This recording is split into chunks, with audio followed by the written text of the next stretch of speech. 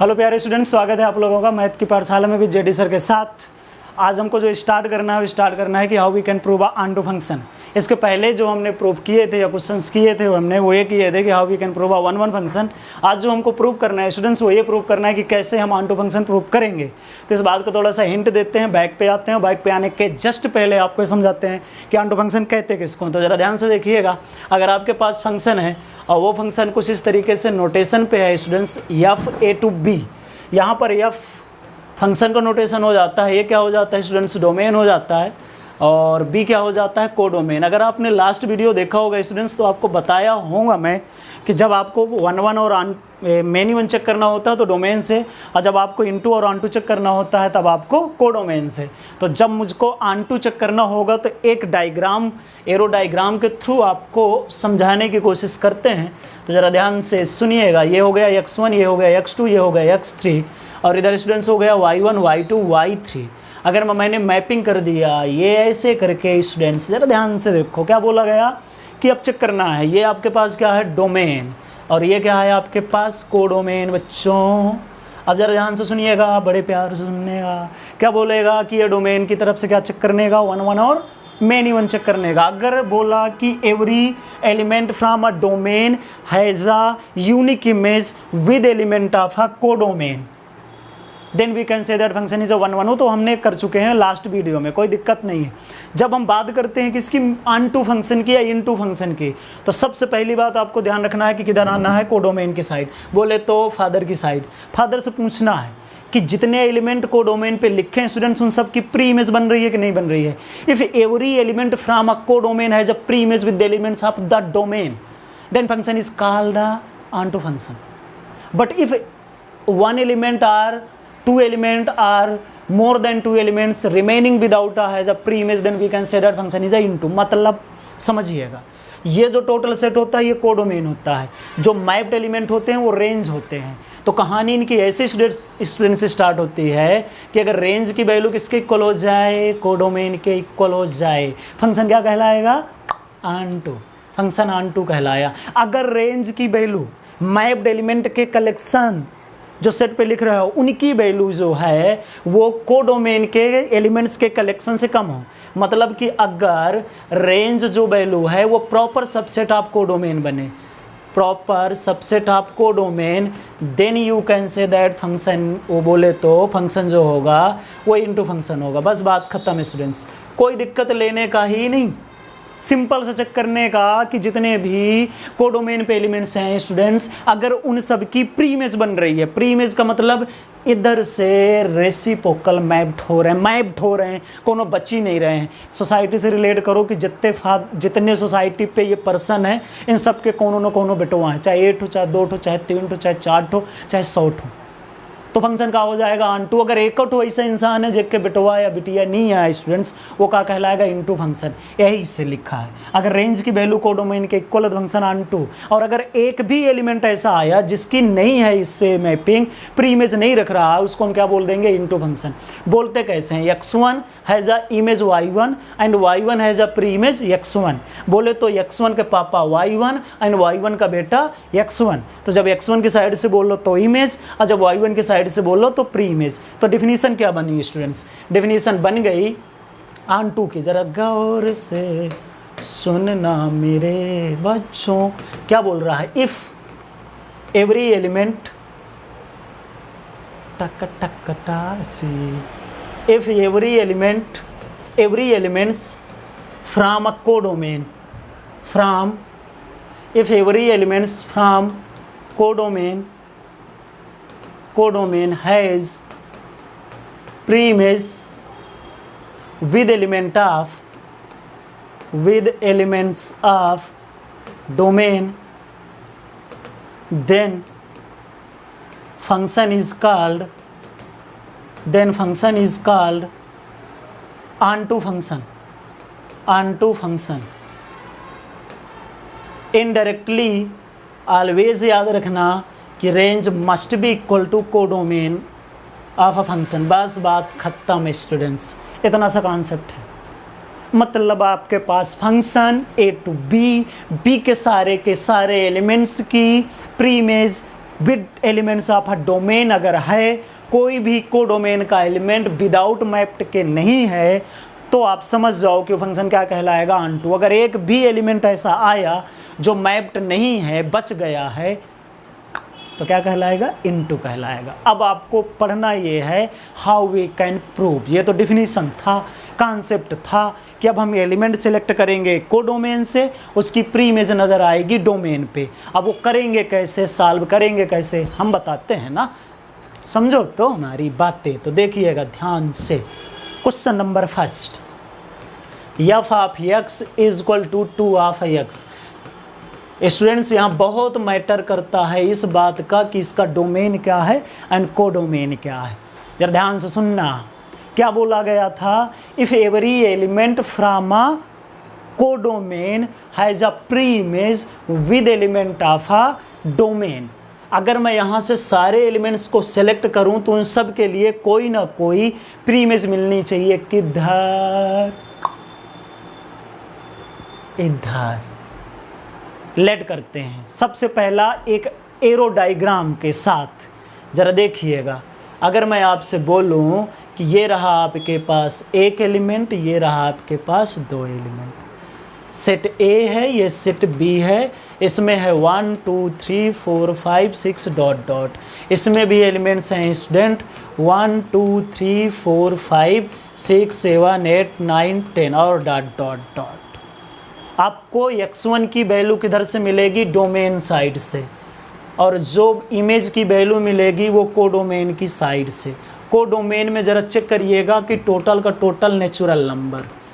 अब बात सिर्फ आएगी रेंज की। रेंज कैसे निकलेगा, डोमेन रखोगे तो आउटपुट आएगा, वो आउटपुट की वैल्यू रखनी है। ज़रा देखिएगा, x1 के प्लेस में का रखो 1, जब 1 रखोगे तो का आएगा, 2 आएगा।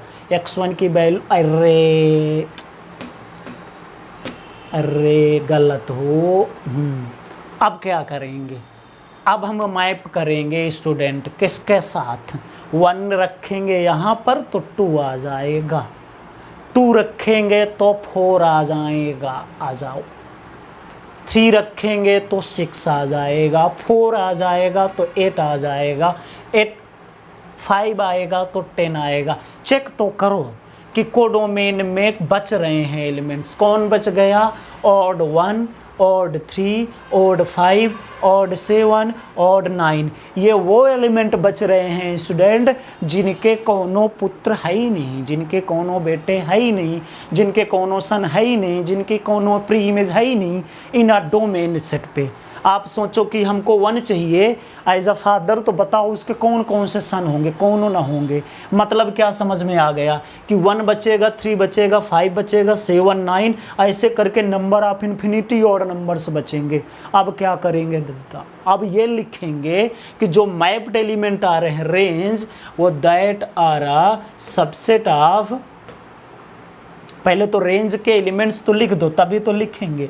तो रेंज में एलिमेंट्स कौन कौन से आ गए स्टूडेंट्स, रेंज में एलिमेंट्स आ गए सारे के सारे नंबर इवन के, तो 2 4 6 8 डॉट डॉट।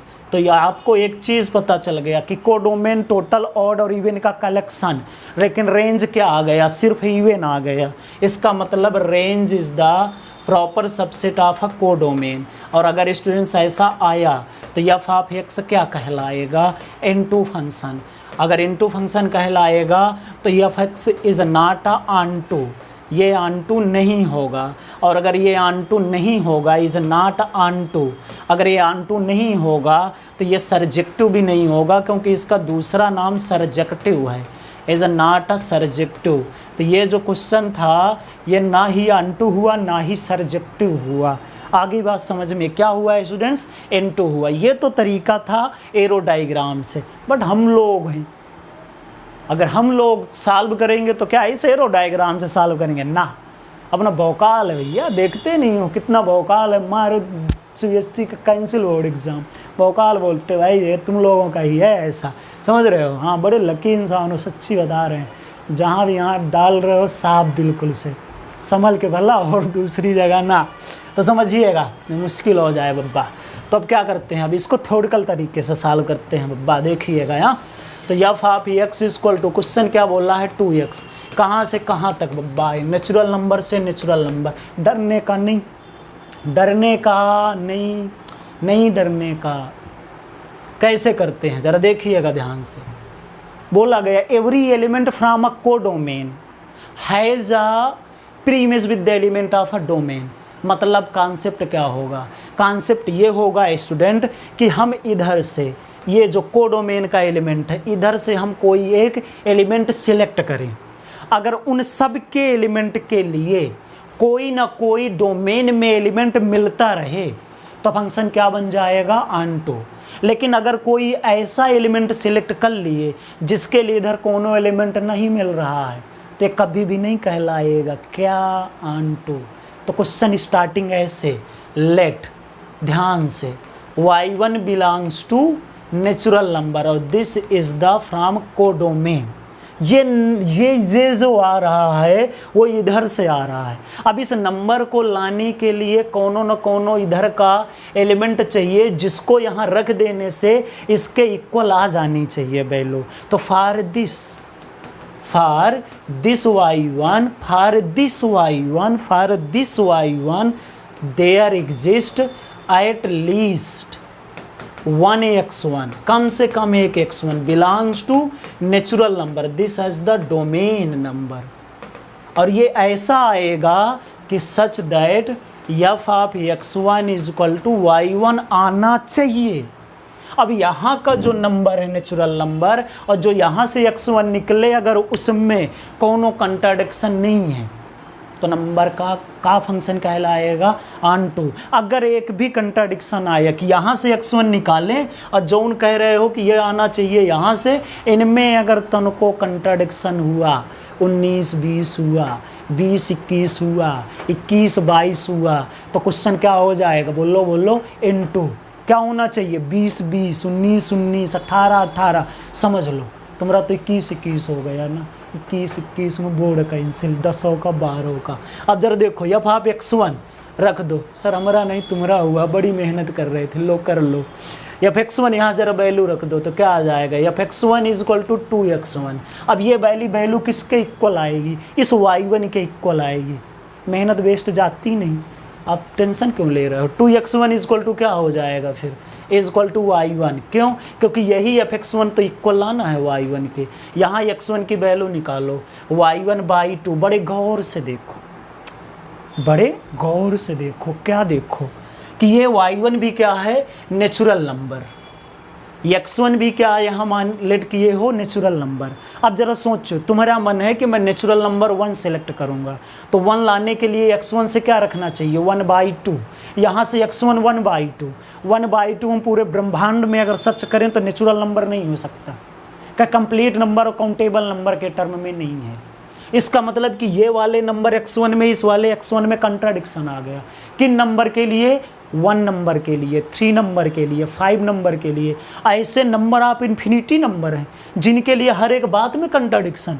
भैया अगर एको कंट्राडिक्शन आ गया तब तो ये कह देता मैं ऑनटू नहीं हूँ। यहाँ तो नंबर ऑफ इन्फिनिटी टर्म्स आ रहा है, तो क्या कह देंगे, कभी ना कहेंगे कि ऑनटू है। तो क्या बोल देंगे कि does not belongs to natural number for every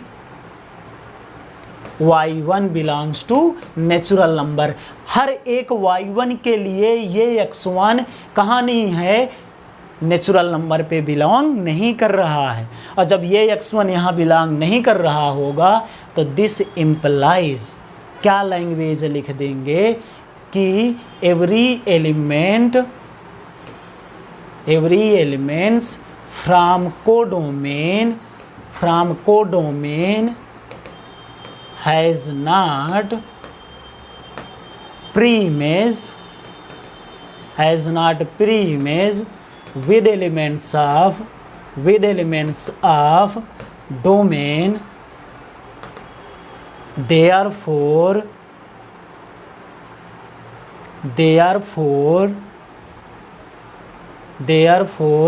f of x is not onto function, is not surjective function, is not a onto function। ये लो, खत्म कॉन्सेप्ट। अगर कंट्राडिक्शन आई तो उसके बाद ये लैंग्वेज लिखना पड़ेगा आपको।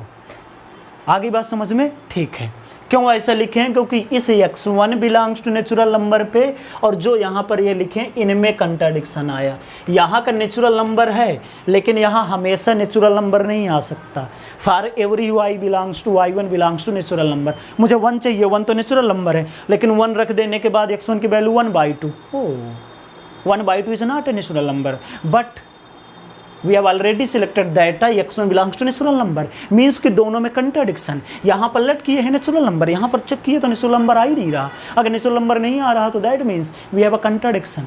अगर we have a contradiction then we can say that कि function is not onto, function is into. हो गया, फिनिश, इतना। और आगे क्वेश्चंस करते हैं इसके तो मज़ा आने वाली है। बहुत प्यारा सब्जेक्ट है यार, ऑनटू, चैप्टर, रिलेशन, फंक्शन, समझ रहे हो? हाँ, फिक्र नाट करने का। क्वेश्चन आपके पास आ रहा है, देखिएगा ध्यान से। का धर गयो,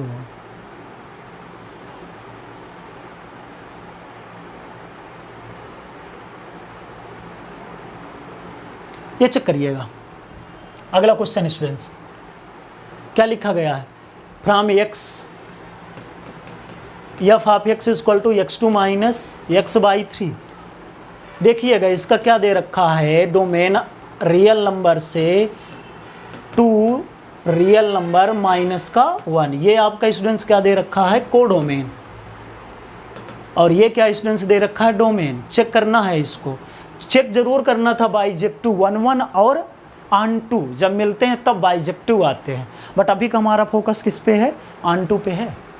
अगर ऑन टू पे है तो सबसे पहले ऑन टू चेक करेंगे। तो ऑन टू के लिए क्या करेंगे स्टूडेंट्स, ज़रा ध्यान दीजिएगा। ऑन टू के लिए हम ये करेंगे कि लेट y1 एक एलिमेंट सेलेक्ट कर रहे हैं उस टोटल कोडोमेन से, y1 बिलोंग्स टू कोडोमेन। अब कोडोमेन यहाँ पर स्टूडेंट्स क्या है, जरा बताओगे? इतना शांत रहते हो। यहाँ से for this y1 we have a number of elements in a domain such that that element substitute in a given function in place of x, then we will get a value of x1 in terms of a numerical value, that is the y1। ये आना चाहिए। अगर आया for every y1 के लिए तो हम बोल देंगे ऑन टू। अब जरा चेक करते हैं। For this there exist at least 1x1 belongs to domain. अब यहाँ का डोमेन क्या है स्टूडेंट्स, ज़रा गौर से देखो मेरे बच्चों, गौर से देखो। डोमेन इसका क्या है? All of real number except 3, यहाँ से आना चाहिए। अब इसकी वैल्यू को क्या करो, fx1 पे रखो, y1 की इक्वल करते हैं तो f of x1 is equal to y1। ज़रा वैल्यू रखिएगा तो क्या मिलेगा, x1 माइनस का 2, x1 माइनस का 3 इज इक्वल टू y1। यहाँ से ध्यान रखिएगा कि यहाँ का जो x1 आ रहा है स्टूडेंट, वो x1 किसके इक्वल है? वो x1 इक्वल है R of real number except 3। तो जो यहाँ से x1 आना चाहिए ना, वो ऐसे ही आना चाहिए कि जो इस कंडीशन जैसी बिलोंग करनी चाहिए।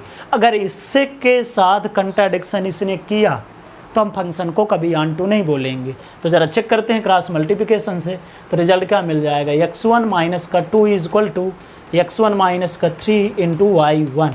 अब ज़रा चेक करते हैं तो क्या मिल जाएगा, x1 माइनस का 2 इज इक्वल टू, मल्टीप्लिकेशन करिए तो x1y माइनस का 3y1, x1 वाले टर्म एक साइड ले जाइएगा तो क्या मिल जाएगा, x1 माइनस का x1y is equal to 2 minus का 3y1। यहाँ से x1 कॉमन ले लीजिए तो 1 माइनस का y is equal to 2 minus का 3y1। सॉल्व करिएगा तो x1 की वैल्यू क्या आ चुकी है, 2 माइनस का 3y1 divided by 1 minus y। हो गया, बात खत्म, फिनिश हो गया। अब जरा चेक कर लो कि ये नंबर ऑलवेज कहाँ से बिलोंग करेगा, डोमेन से करेगा। For every element of y1, for every element of y1। बस y1 वाली में वैल्यू में क्या नहीं रख सकते, 1, क्योंकि अगर 1 रख दिए तो आपके लिए एक्सेप्ट नॉट डिफाइंड हो जाएगा, एक्सेप्ट 1। क्योंकि जब यहाँ पर 1 लिख देते तो ये नॉट डिफाइंड हो जाता। इस वजह से 1 को लाने के अलावा कोनो भी नंबर आप रखो, उस नंबर के लिए कोई ना कोई x1 मिलेगा डोमेन पे। तो इसका मतलब क्या आ गया, बात समझ में स्टूडेंट्स, कि this implies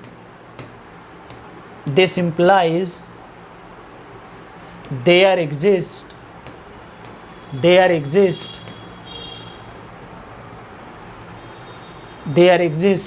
that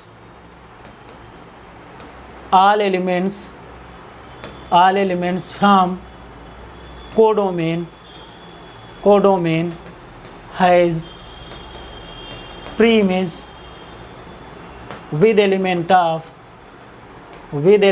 of domain. हो गया। और अगर ऐसा हो गया स्टूडेंट्स तो फंक्शन क्या कहलाएगा आपको?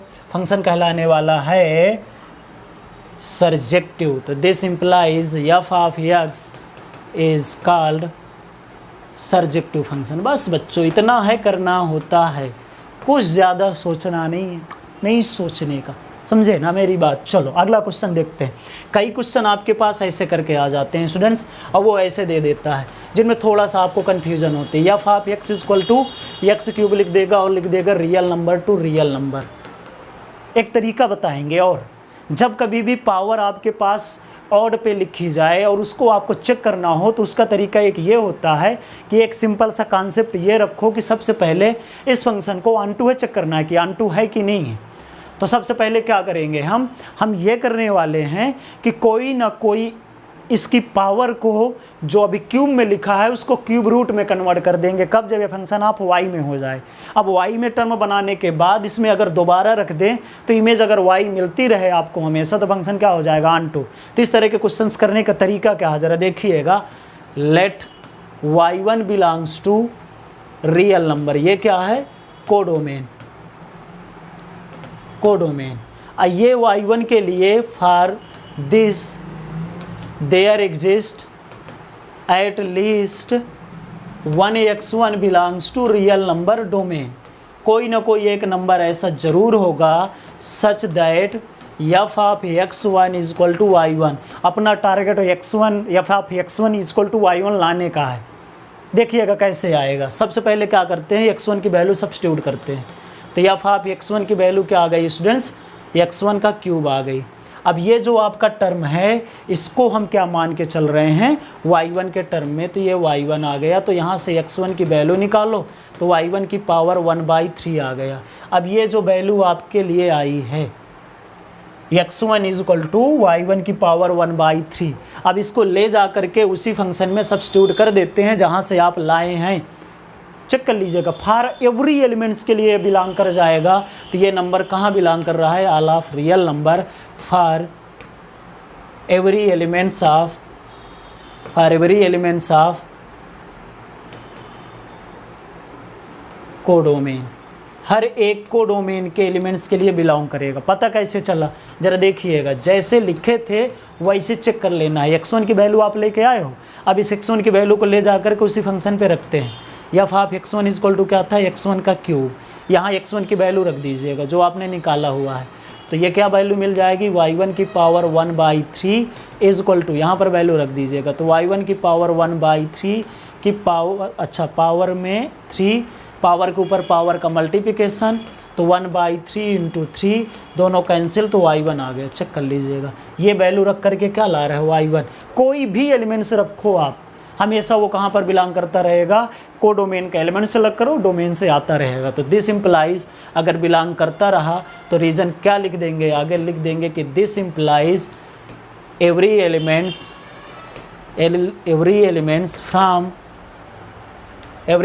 फ्रॉम कोडोमेन हैज़ प्रीइमेज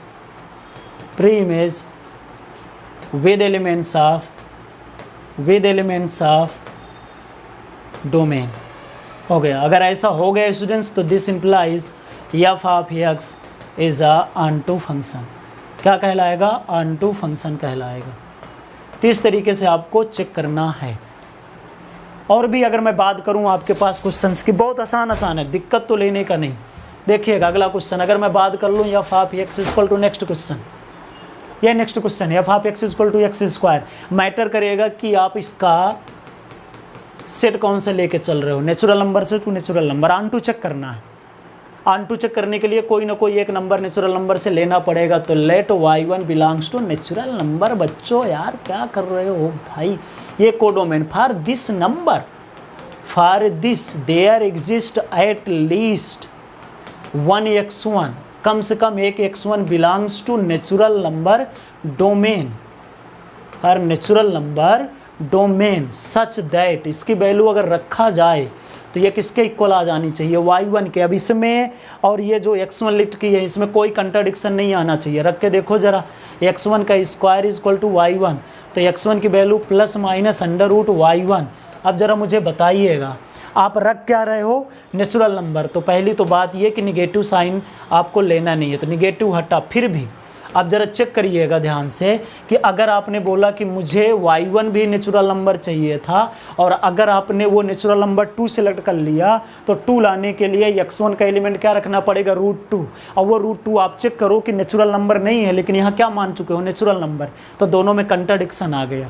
किन एलिमेंट्स के लिए, जब y1 रखोगे 2, जब रखोगे 3, जब रखोगे 5, जब रखोगे 6, जब रखोगे 7, जिनका स्क्वायर रूट नहीं मिलेगा, इसलिए सारे के सारे एलिमेंट्स बिना प्री इमेज के रह जाएंगे। इसका मतलब ये हो गया कि this number does not belongs to natural number, और ये कहाँ से हो जाएगा, डोमेन। ये किसके लिए है, ये x1 के लिए है। किस बात के लिए, for every elements of codomain, हर एक कोडोमेन के एलिमेंट के लिए कोई x1 नहीं मिलता रहेगा, कोई x1 नहीं मिलता रहेगा। तो this implies, we can say that कि every elements from codomain has not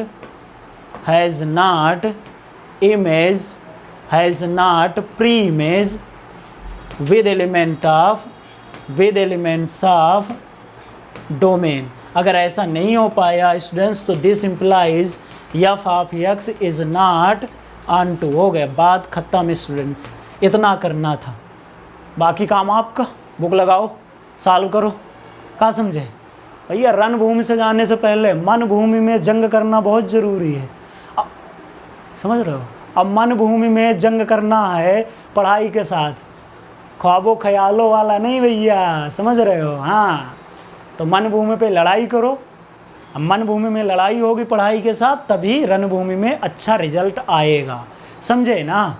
तो ये क्वेश्चन आपके लिए हो चुके हैं, इनको सॉल्व करना है इस कॉन्सेप्ट के। फिर मिलते हैं नेक्स्ट वीडियो पे, तब तक घर पे तो अब रहोगे नहीं, लॉकडाउन हटने वाला है।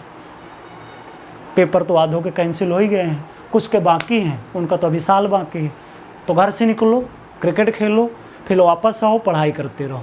फिर मिलते हैं, तब तक के लिए स्वस्थ रहो, खुश रहो।